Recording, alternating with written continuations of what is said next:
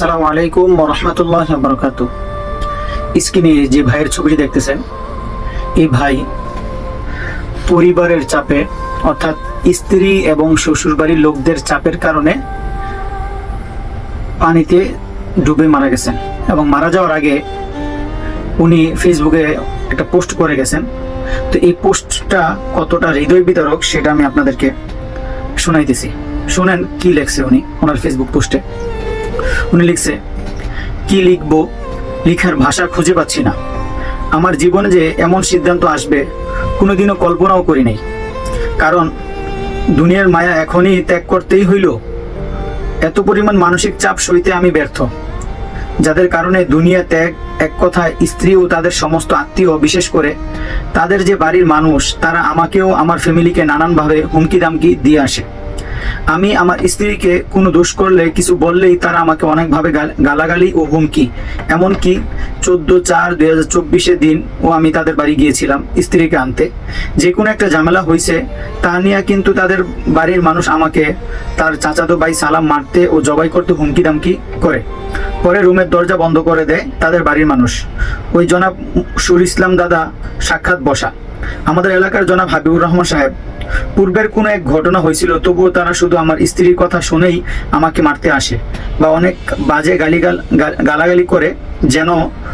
যেমন কোনো একদিন তার চাচাতো ভাই রাজু মুস্তফানগর থাকাকালীন আমাকে মারতে আসে। পরে তার চাচা দুধ মিয়া সাহেব, উনি আমাকে অনেক খারাপ ভাষায় গালিগালাজ করছে। এমনকি আমাকে খুঁজে বেড়াইছে যে খানেই পাবে সেখানেই মারবে। আর এগুলো ঘটনা একমাত্র তাদের দ্বারাই করাই তো আমার শাশুড়ি।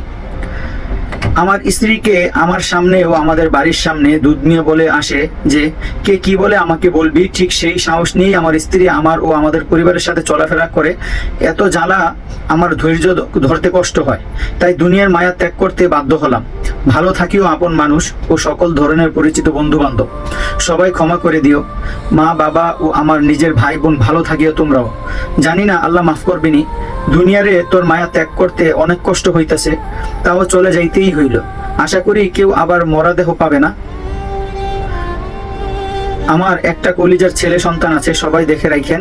তবুও এত কষ্ট নিয়ে বাঁচতে ইচ্ছে ছিল। গতকাল 13/5/2024 আমার শ্বশুর বাড়ির লোক, তারা এর আগেই বলছিল আমার স্ত্রীকে তার স্বাধীনতাভাবে চলতে দিতে হবে।